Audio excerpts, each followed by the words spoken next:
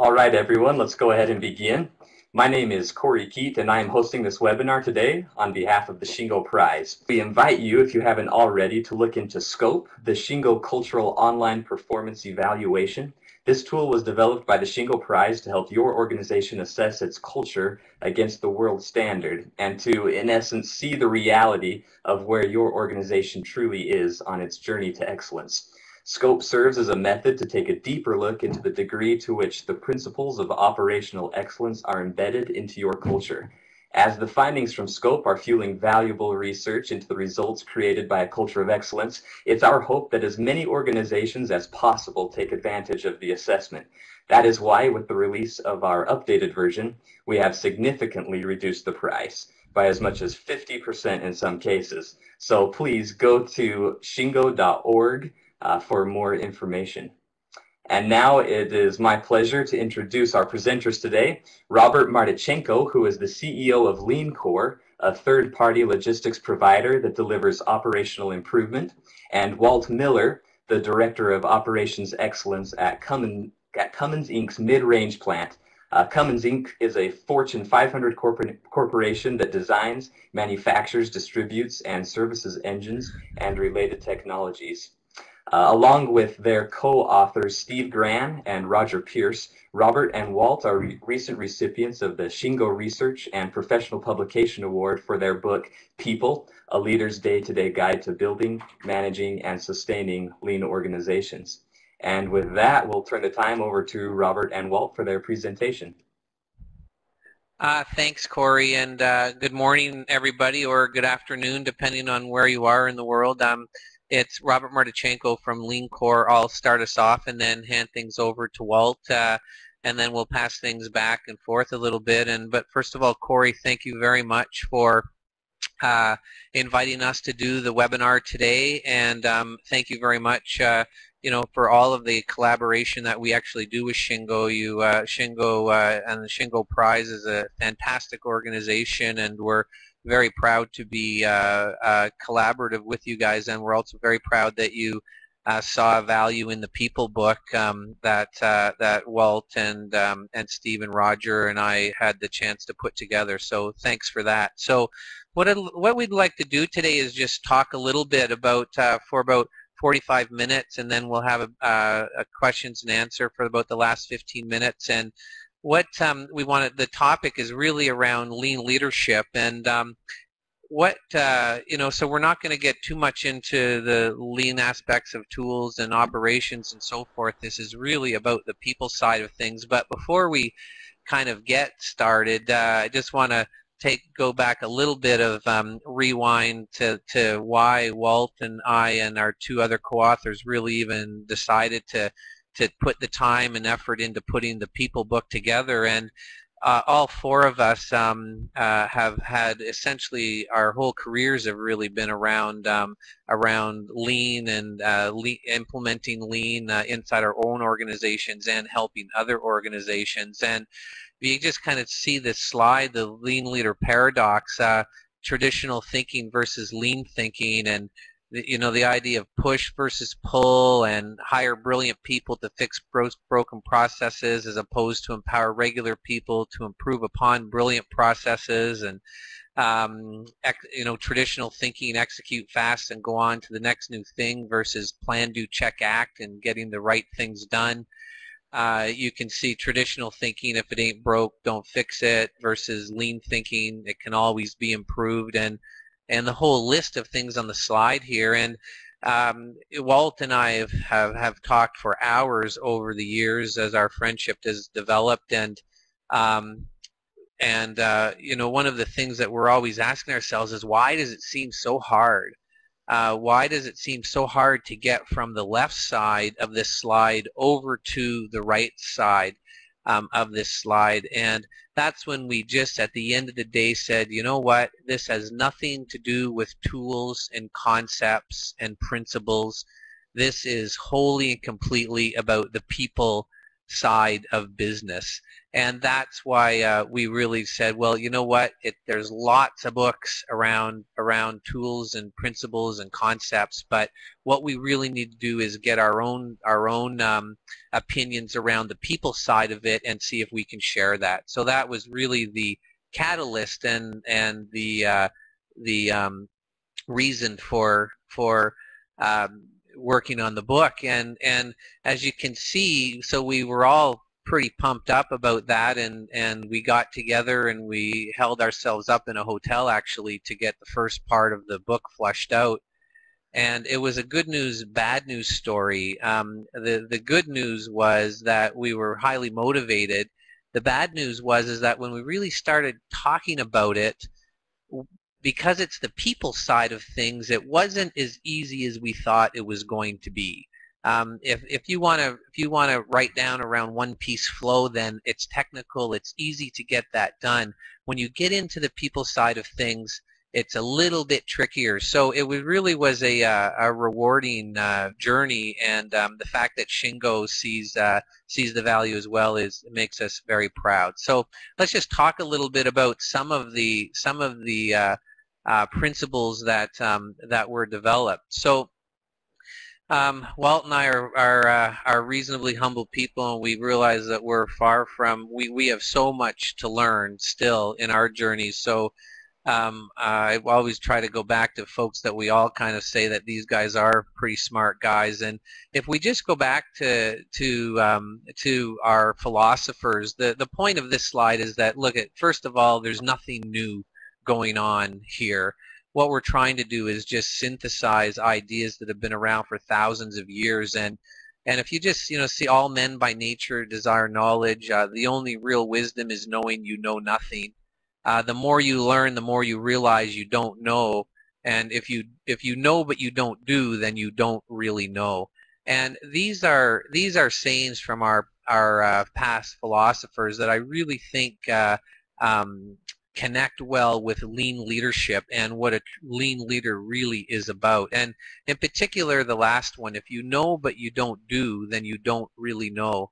I can't tell you how many times in my travels, and probably even in my own behaviors as a leader, where I say I know something and I say this is the right way to do it, but then we do the exact opposite.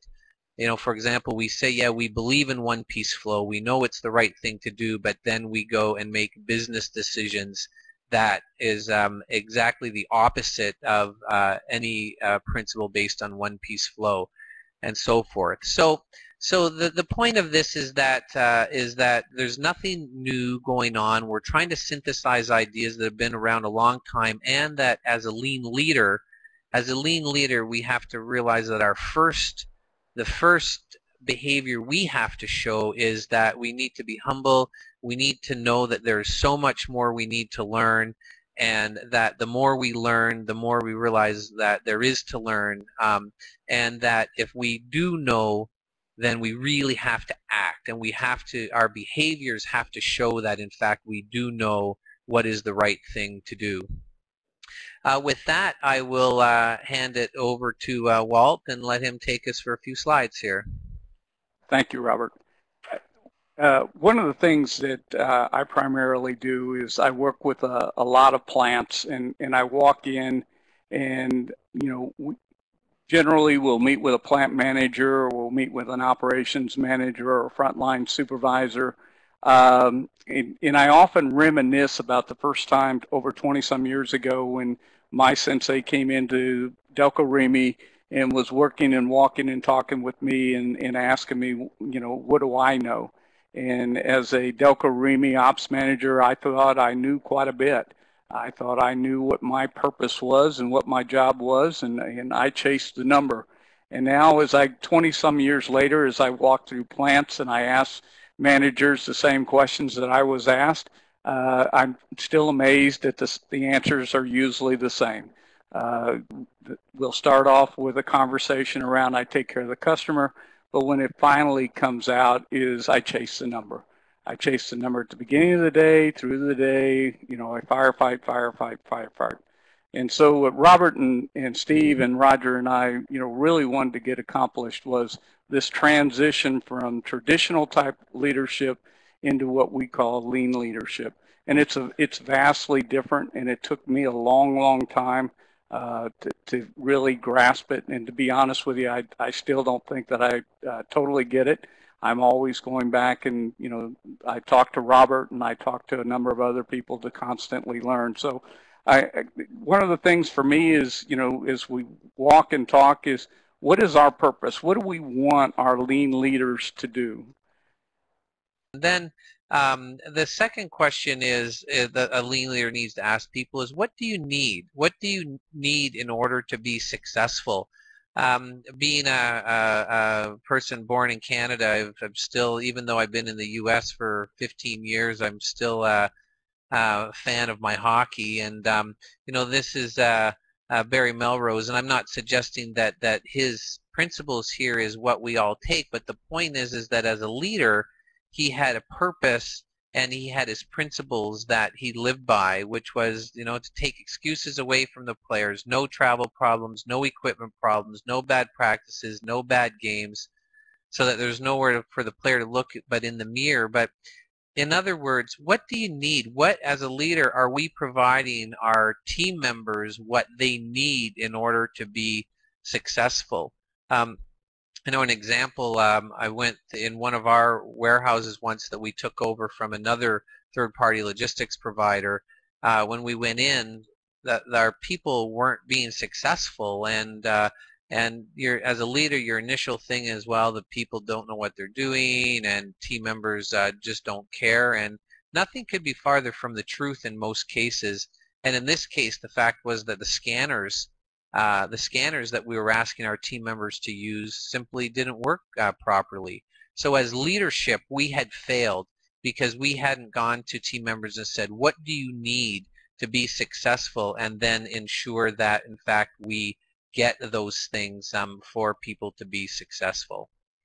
So just kind of summarizing the elements around purpose, as a lean leader, we need to understand with a purpose. And our purpose as a lean leader is to create and deliver customer value at the lowest possible total cost. We need to create flow through the entire value stream through cross-functional collaboration. And we need to develop a problem-solving culture where problems are identified and fixed at the root cause. So these are the if somebody says, okay, you want to become a lean leader, what's your purpose as a leader going to be? These are the three core elements, right? Create and deliver customer value at the lowest possible total cost. Create flow through the entire value stream through cross-functional collaboration, and develop a problem-solving culture where problems are identified and fixed at the root cause. And we do those things by asking people, what is the purpose of this work, and what do you need in order to be successful? So with that, John Shook, who has now taken over for the Lean Enterprise Institute with Dr. Womack as chairman now. And, this quote that from John Shook always stuck with me. There are three kinds of leaders: those that tell you what to do, those that allow you to do what you want, and lean leaders that come down to the work and help you figure it out. So in other words, a lean leader asks, how can I help? So what is the purpose? What do you need? And then how can I help? If you have the privilege of being in a leadership position, then that means it's your responsibility to be helping team members and to be saying, and the way that you do that is to first ask people, how can I help? And then hopefully you will get good, candid feedback, and that will allow you to help people to solve problems that they have in their everyday activities.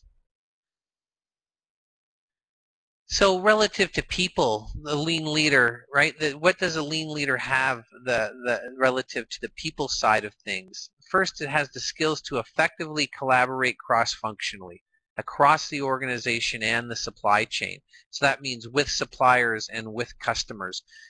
Second, to encourage people to expose problem and stay with people to implement true solutions.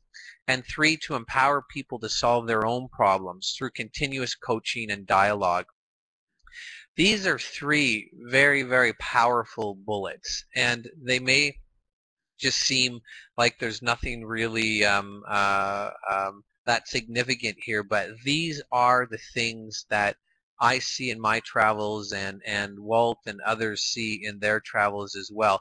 In particular, the cross-functional collaboration. Still to this day, you know, my whole career has been in supply chain management and logistics, and I run a third-party logistics company, and so I see the big problems that exist in organizations, and this lack of cross-functional cooperation and collaboration still today is a major problem, and mostly caused by a lack of understanding of the value of flow, and also because of measurement systems and reward and performance management systems that are simply driving behaviors that are silo-based. And then the last two is really about if we truly are going to tell people we want to build a lean culture, which is a problem-solving culture, then we need to be able to encourage people to expose problems, and we need to stay with people and support them to solve their own problems. This is absolutely critical. It's not the leader's job to parachute in and say, ta-da, I'm here, I have all the answers, I'm going to fix your problems. It's the leader's job to create an environment where problems can be exposed, and people through coaching and dialogue can in fact fix their own problems, because they know best how to do that, because they are the ones that are living with these problems every day.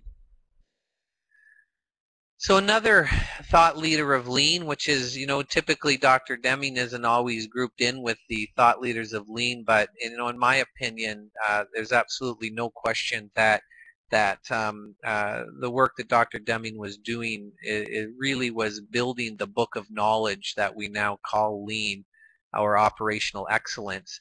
And this quote always stuck with me as well: the problem is at the top, management is the problem. You have to manage the system will not manage itself. So, you know, a really great question as lean leaders that we can ask people is, what do you think happened? So when we have a service failure, which we all do, when we have issues inside the organization, which we all do, if we're facing reality, we know that. I always like to say that you know, all businesses are broken. It's just the degree to which we will admit that in fact the business is broken. So a very powerful question that we can ask is just, what do you think happened? So in the event that we have a service failure or there are problems, and we're going to talk about them, the very, very powerful question is to ask our team members, what do you think happened? And that will drive the dialogue and the conversation to start to create very healthy problem solving around the particular problem. So that's a lean leader relative to process.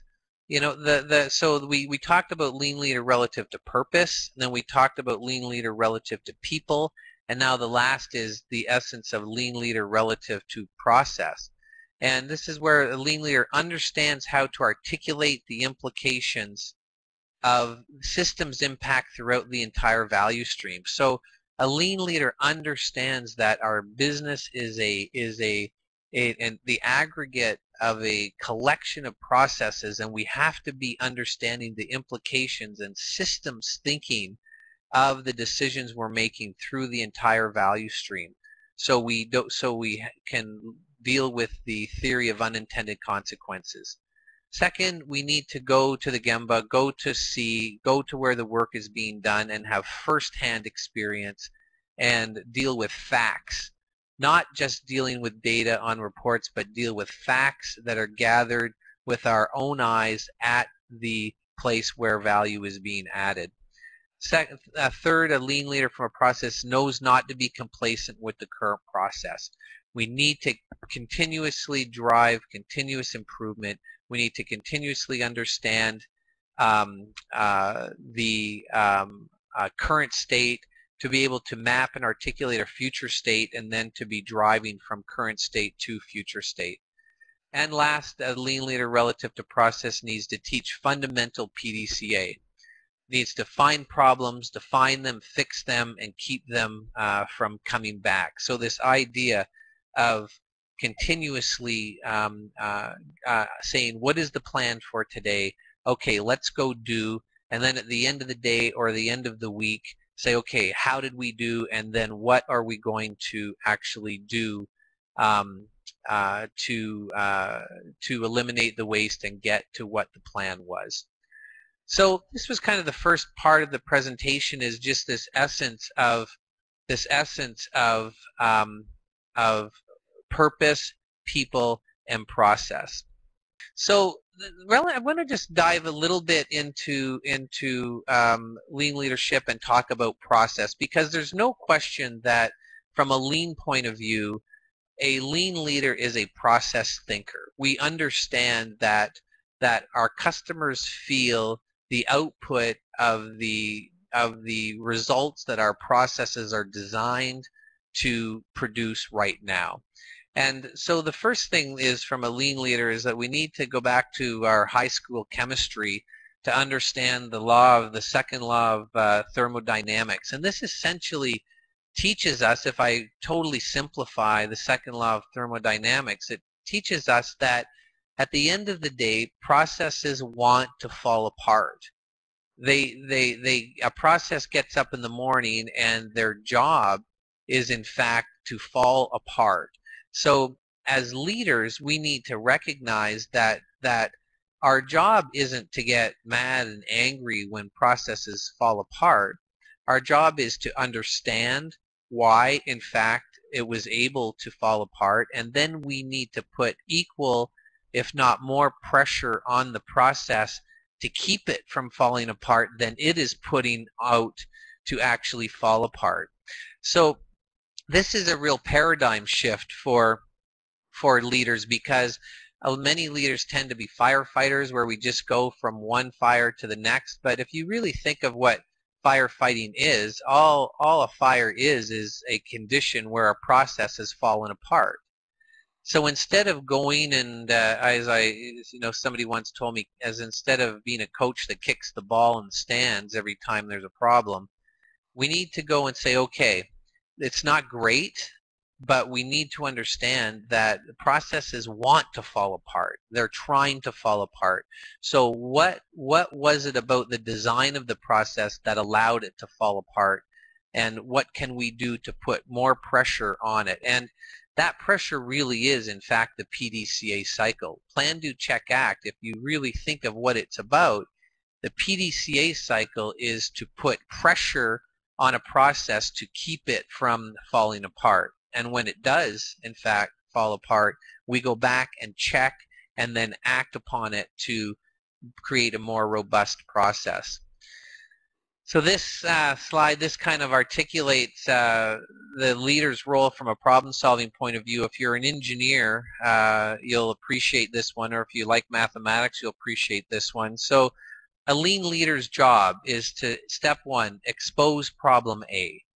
And then step two, knock problem A out at the root cause, and then expose problem B, which will be identified by completing step two.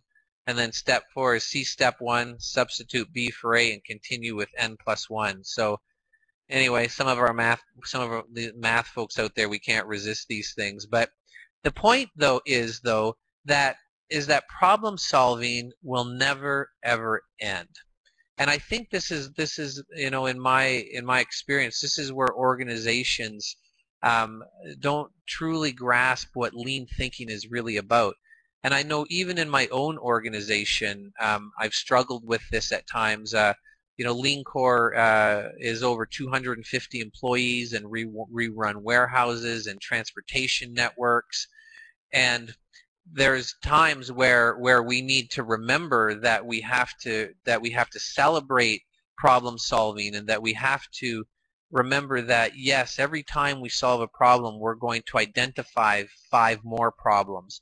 And this can become very tiresome for people, because you can end up with a feeling like it's never good enough, like that our work is never accomplishing anything. But as a lean leader, It's our job to recognize that we need to be able to support people. We need to recognize that, yes, when you do start solving a problem, you're going to find 10 more little problems underneath that one.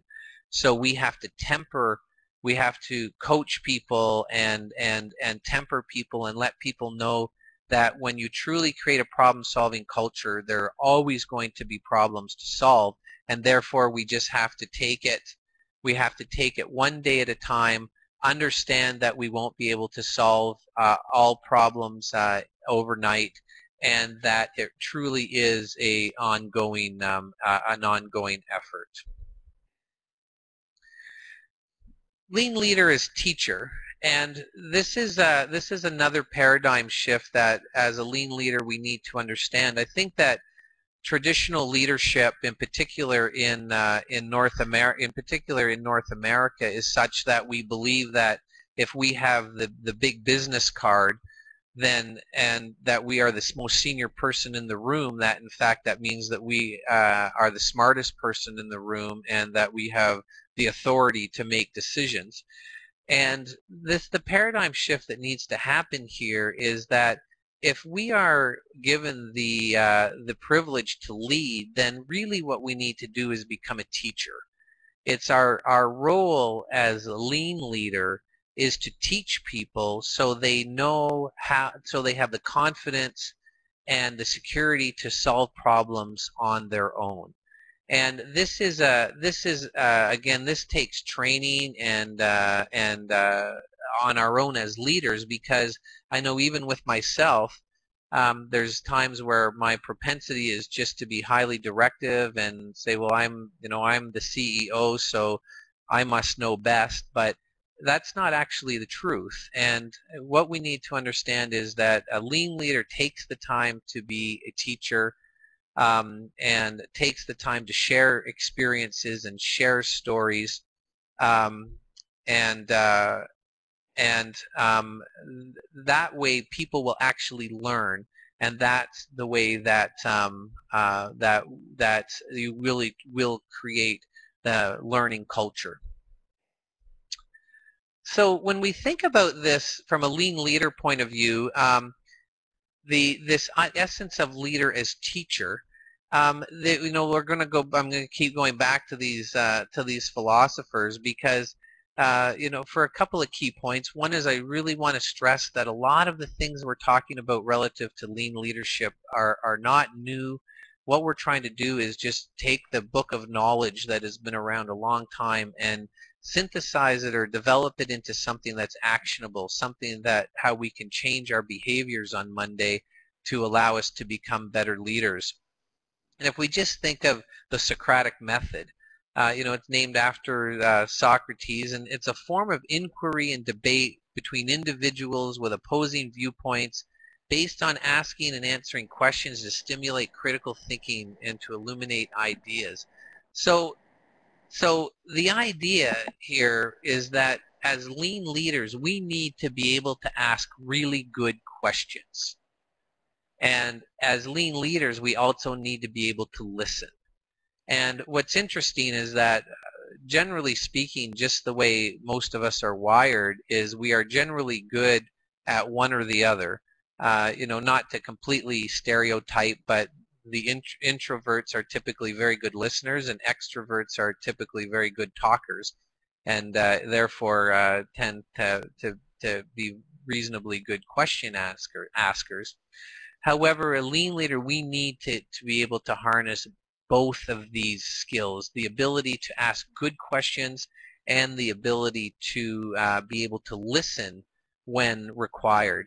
And this is this balance around advocacy and inquiry, right? The ability to have the skill to advocate, right? To advocate a point of view, to argue your point, and the ability to have good inquiry skills, to be able to augment your knowledge and solve problems, to ask questions and listen, and to seek to understand other people's points of view.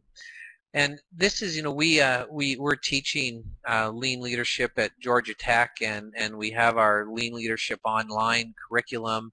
And this is a very interesting part of the training curriculum, where we actually get people to do a mock debate. And during the mock debate, we get people to ask questions with the sole purpose of gaining deep understanding. And we ask people to listen in order to be able to actually possibly change their minds. And what you find is that most people, when we ask questions, what we're actually doing is being more like a lawyer on television and trying to take somebody down a rabbit hole where we want them to end up. Or when we're listening, we're just listening, waiting for them to finish so we can start talking about what we really think. This is not what advocacy and inquiry is about. Advocacy is about asking questions in such a way so as you gain a deep understanding of how the other person feels about a particular topic. You actually have the willingness to change your mind, and you are very sincere in wanting to know why they feel or think the way they do, and you are going to try to get to where they are by asking questions. Secondly, with inquiry skills and good listening skills, you're listening in such a way that you really truly want to understand where the other person is coming from, how they feel about a particular situation. And this lean leadership skills of good advocacy and good inquiry are very powerful skills, and I can tell you that they won't happen overnight. It takes training. If you're a talker, then you have to really practice listening. If you're a listener, then you have to practice engaging and advocating.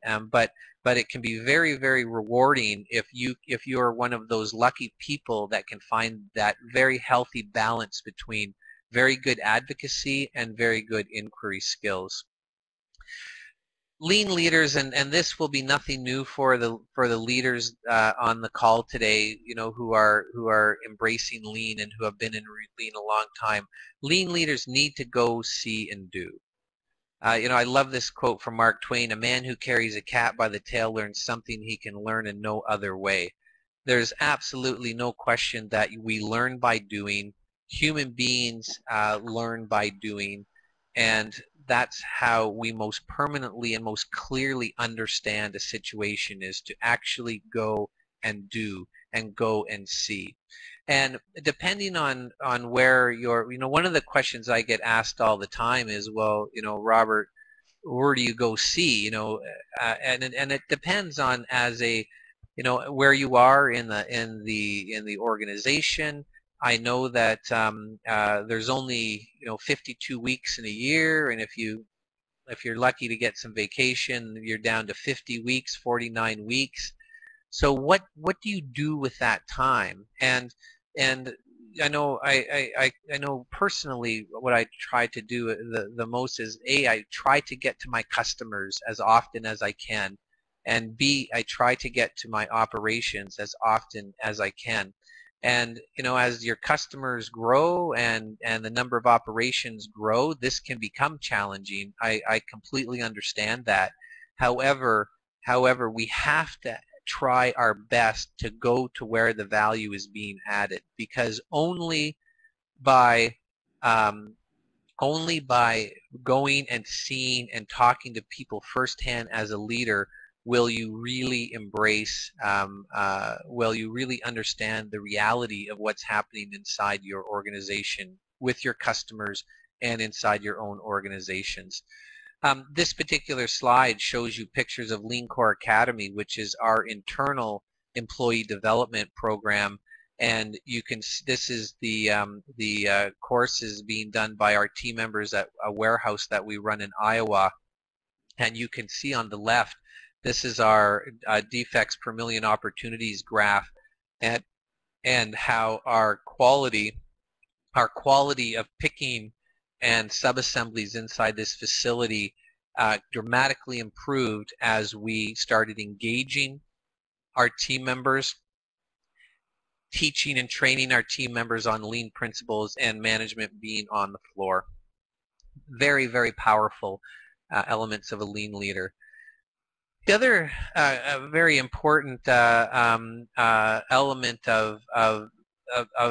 from a lean leadership point of view is the essence of visual management, but not visual management now from a tactical point of view relative to 5S or signage or tape or just making your workplace visual.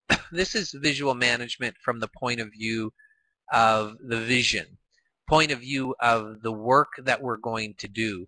This particular visual that you're seeing is a deployment in a distribution center. Essentially, it's a 2-year deployment to create a lean distribution center. And it's a little bit hard to tell, but this piece of paper you're looking at is 4 feet wide and about 20 feet long. It is a huge rollout, and it's essentially a storyboard. And it's showing all team members. It's in plain public view for the entire operation to see, well over 100 people. And it shows current state value stream map. It shows a future state value stream map. It shows recommendations.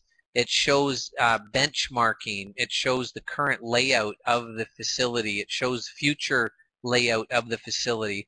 And most importantly, it's articulating the work that is going to be done by the entire team inside the facility. So all team members are engaged now, and all team members understand the work that is going to be done. And this is so critical, because what we've learned the hard way in many cases is that leadership starts on the lean journey, if you will, or the lean work or the lean efforts, and the team members have no idea what's going on. So all of a sudden, the way that people have been doing it for 10 years is no longer good enough, and for some reason leadership seems unhappy with it, but nobody is communicating why it's not the right way anymore or where we're going. And so what this is an example of a roadmap, and I know with our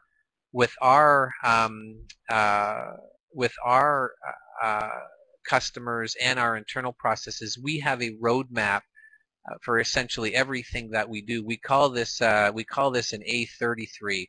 So it's not an A3, but it's an A33, and it's really a storyboard, and it's telling the story of the work that we're going to be doing. So this is in the last kind of formal slide is again from a lean leader point of view is this essence of your time.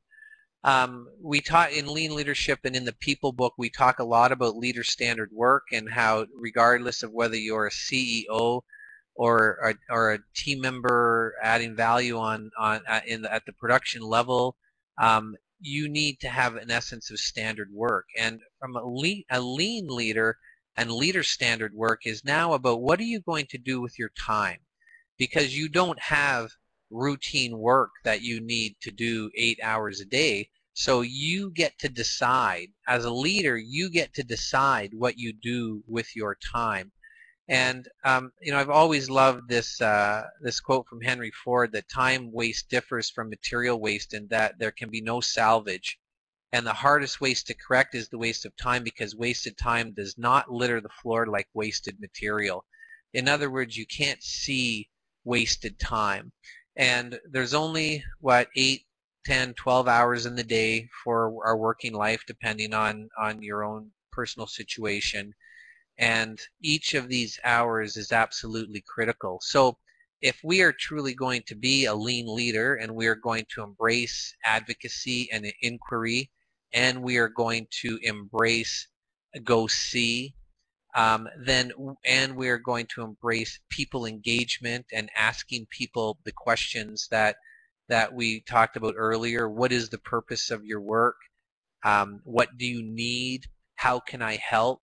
If we're going to do these things, then we have to plan them into our time, because if we don't plan them and we don't prioritize them, then the time thieves, and we all know who the time thieves are and what they are, the time thieves are going to take our time and Friday afternoon is going to roll around and you'll realize that you didn't go see, you didn't go and engage with your team members, you didn't ask anybody how you can help, you didn't ask anybody what the purpose of their work is.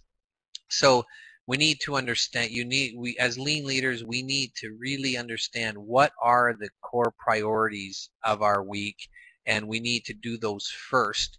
Those are the big rocks in the glass. Let's do the big rocks first, and then go fight the fires, then go deal with the things that are not, that may seem urgent but truly are not important. And I do want to, with this one, I want to say I'm not naive. I understand how hard it is. I understand that when the boss phones, you have to deal with it. When the urgent email comes in, you have to deal with it. However, if we don't stop and take care of the important things, then those urgent firefighting things are never going to end, because it's a self-fulfilling prophecy. If we don't start the problem solving, if we don't start the people engagement, if we don't start truly being a lean leader, then there are always going to be fires going on, and we will never get to the real important things, which are understanding the purpose, engaging with people, and focusing on process, and focusing on fixing broken processes. So with that, Corey, that's kind of the end of the, as they say, that's the end of the formal part of this presentation, but I'm here and willing to stay as long as you'd like me to. Excellent, sounds good. And I Hey, believe Robert, Walter's back too. Yeah, can you guys hear me? We can. You're back just in time for a question and answer session. Okay. All right. A few great questions came in while you were presenting. I'll read off a few of them. We'll try to get to as many as we can.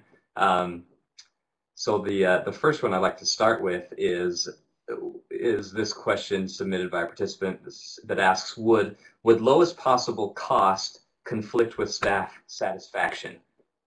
I guess, does it have to conflict with staff satisfaction? Walt, if you want, I can take a deep breath and let you have this, or did you want me to go at this first, or? Yeah, for me, when we talk about lowest possible cost, I always get recentered back around to how am I taking care of the customer. Sometimes lowest possible cost isn't taking care of my customer. And so I always try to look at it a little bit differently and say, what are the requirements that we need to take care of the customer first, the stakeholders, and then, the employees. And then if whatever that becomes the price, then I'm always constantly working on how do we make that process better. But I never start out the other way around and try to shoehorn my way back into the process. So I would challenge the team to say, look at the glass a little bit differently and say, are we providing the best possible service to our customer? And are we taking care of our stakeholders, and are we taking care of our employees? And then whatever that cost is, how do we constantly keep reducing that cost and make it better? Yeah, and to build on what Walt said, I think if you see the bullet that we had in the presentation, the bullet was to create customer value at the lowest possible total cost. So, but the first part of that is absolutely, we have to create value. So the first element is, okay, what is the value that we're providing? What is the purpose of our business? Then how can we now provide that value in its entirety at the lowest possible total cost? And it shouldn't connect with, it shouldn't be detrimental to staffing decisions or team member morale, because if we've done our work properly as lean leaders, then what we've done is we've identified the value we provide, we've articulated the value so all team members understand the value proposition of our organization, and then we're doing the work to be providing that with very efficient processes and effective processes, and that should be fun for people. To be part of a team that is really trying to create valuable processes should in fact be rewarding and motivating. Excellent.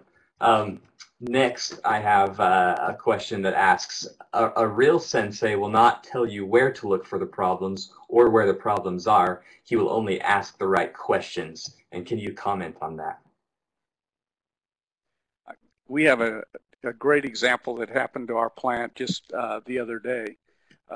We were looking at a performance board, and I was walking with an operations manager, and the performance board had stated we were supposed to do 32 that hour, and we did like 25. And I noticed a comment off to the side was that the supervisor had put a couple things, but really at the end he said, you know, I really don't know what the problem was. And so I asked the ops manager, do you know? And he says, no, I don't know at this time. And I said, so let's go see. And what I'd like for you to do is we're going to talk to 4 team coordinators, which are the hourly associates. And here's how I want you to ask the questions. And then at the end, when we get to the end, I want to know what you know. And I think that was very important. As we went through the process and he asked the questions and we got to the end, I asked him, now what do you know? And he clearly understood what the problem was and why he had lost those engines. And so I do believe that the sensei, the role is how do you develop leaders to ask questions? And then how do you develop leaders to constantly keep peeling this onion back so that people can learn to see? Because at the starting point, our leaders don't understand how to see. Great. Okay, here's another one. How do you pace the rate of change? If you are solving problems every day or every shift, how do people keep up with the new standard? Walt, I think that's a great one for you as well. I think this is an excellent question. And I bounce around through a number of different plants, and I often go back to one of the very first plants I started teaching in. And we'd spent some time, and we got them kicked off and running, and I went to another plant. And then I get this email from the young man, and he says, I've got 7 Six Sigma events going, I've got 35 A3s ongoing, and I've got all this and that and this and that. And I emailed him back, and I said, Roman, how in the world can you do all these things? And he says, I don't. He says, none of these things are coming about. And so I stopped him again, and I said, let's go back to the very first day. And the very first day I said, you have to take the pace that you feel comfortable with and practice, practice, practice, practice. And as you get better, then you can increase the volume in which you take on. And so the challenge that I give to leaders is do your first A3. Understand the problem, fix the problem, and then put it to bed. And then maybe the next one you do 1, and then maybe the next one your team can do 2, and continue to keep progressing. I've worked with a few plants that have not had that luxury. They're on a burning platform, and you know they've been told that they've only got a certain length of time that before they close the door, and that becomes a different challenge.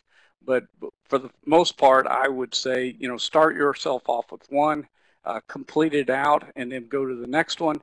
And then as you get better, get more people engaged, create more change agents, and, you know, and manage that process that way at the pace that you feel that you can be successful with.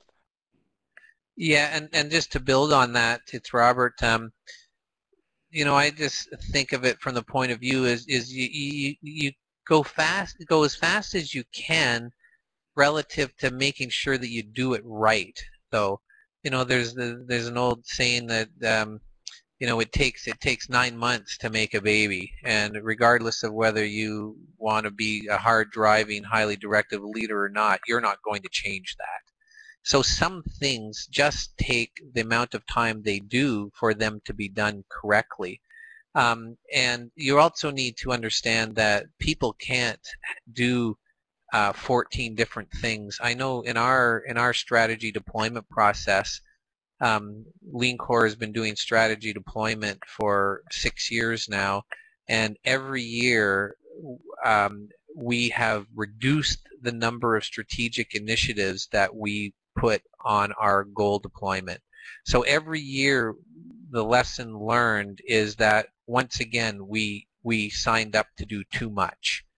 And when you sign up to do too much, as Walt pointed out, you end up doing nothing very well at all.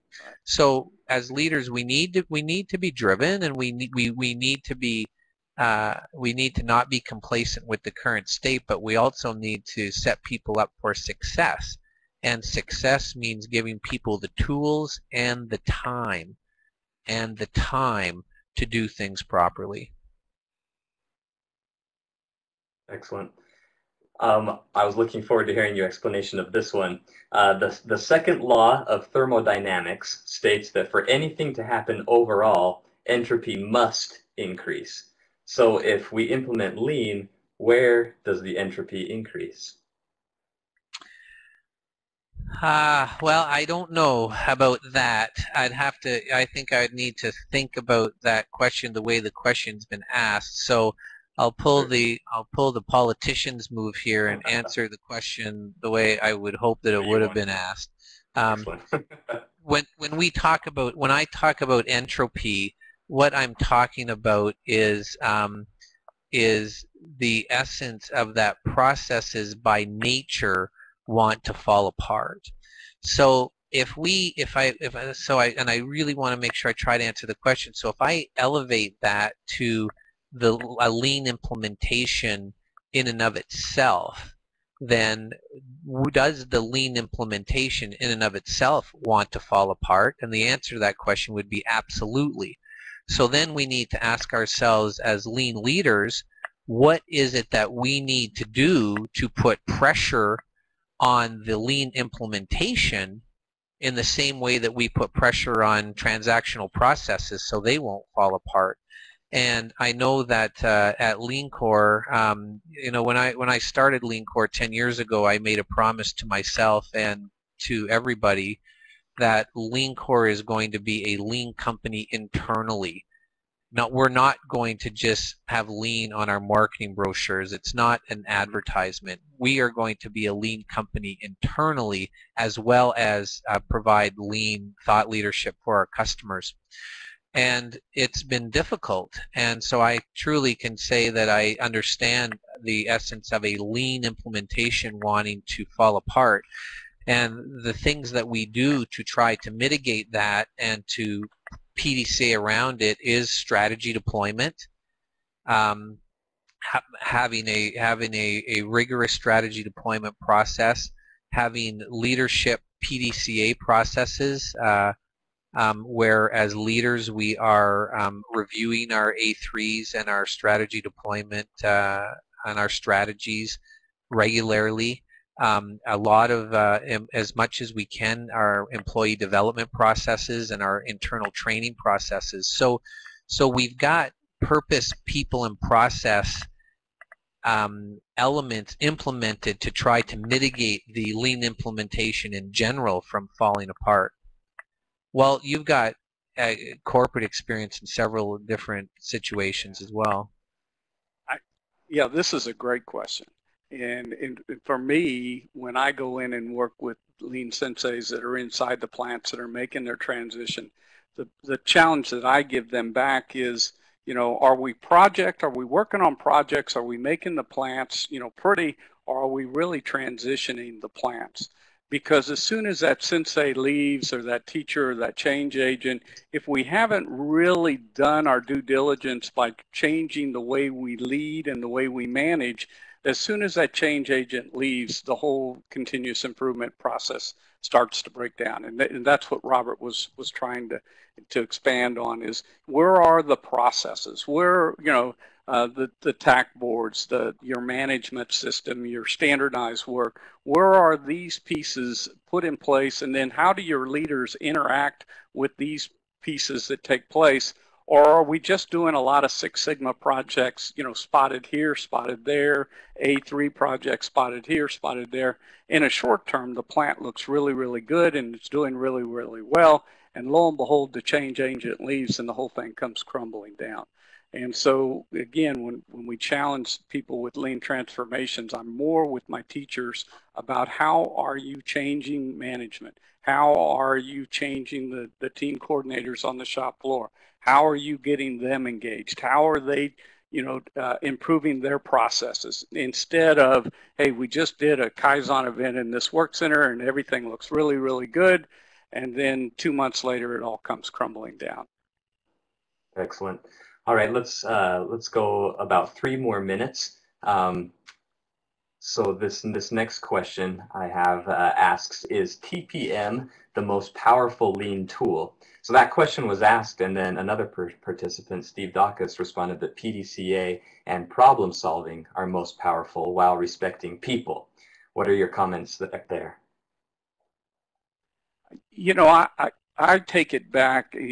I'm not going to jump on a tool because when I go in and work with my teams, the other thing I often challenge my teams with is, where are the new tools? Most of these tools, Uno and Shingo, developed years and years ago with Dr. Deming. I'm looking more for leadership. I'm looking for more for people that are changing the way we do business on the shop floor. And that's where I'm trying to encourage people. And I'm looking for new things. I'm looking for things that change your business. But I wouldn't hang my hat on, I understand PDCA and problem solving is a big change agent. But the most singular point that I always try to stress is, where is our leadership? Where are the people that are taking the time to teach and coach and train and really change this business to the next level? Because I think that's the most important part. Yeah, and just to build on that, this is the essence of what we're trying to articulate as well, is that you cannot create a lean problem-solving culture that's going to focus on flow and quality by implementing tools. And there probably may be people who completely disagree with Walt and I, but our experience is that it's just not going to happen. This is about people. This is about collaborating cross-functionally. Marketing, sales and marketing and manufacturing and purchasing and supply chain need to work together to build the map that shows the flow of material when the customer consumes a piece or an element of what we sell. That map needs to show consumption all the way through the supply chain up to our supply base. We need to identify the waste that exists in that entire value stream, and then we need to work collaboratively to eliminate that waste. And you could very possibly eliminate that waste without using any of the traditional lean tools. They're going to be helpful. One-piece flow, leveled flow, Kanban and pull systems and 5S and visual management, they're going to be helpful, but that's not what's going to create the value. What's going to create the value is 10 leaders in a room together who have decided that they're not going to tolerate all of the waste any longer and that they're going to do something about it. And that's the real power of a lean culture, of identifying problems and saying, look, we're not going to tolerate this anymore. And in our teaching, we use the word tolerate very specifically, because to tolerate something means that you know that it exists, but you're not doing anything about it. That's very different than being a leader who just doesn't know something exists. Then you complete ignorance. However, if you're tolerating something, that means that you in fact know that it exists, but you are not doing anything about it. And that's what a lean leader is about. A lean leader gets up in the morning and says, I am not going to tolerate this anymore, and I am going to be highly collaborative and use skills as in advocacy and inquiry and go see and supporting people in order to help solve these problems that we've been tolerating for too long. Very good. Okay, thank you very much for your time, Robert and Walt. We appreciate you being with us. I had a suggestion come in that perhaps I send you the questions that we didn't get to. There are about 5 or so, and maybe when you have a few minutes, you could answer those, and I can distribute those to the attendees here. Yeah, Corey, no problem. That'd be our pleasure. That sound all right? Excellent. Okay, thanks again, and thank you all for coming today. Just to re-emphasize, you can order your copy of People, the book, at leancore.com, and also be sure to look into Scope, Shingo Prize's own self-assessment tool, and see the reality of your organization's current state, where lots of self-assessments focus on key performance indicators. Scope is designed to focus on key behavioral indicators to see how deeply embedded the principles of operational excellence are in your culture. So thanks again, and have a great day. Thanks, everybody. Thank you.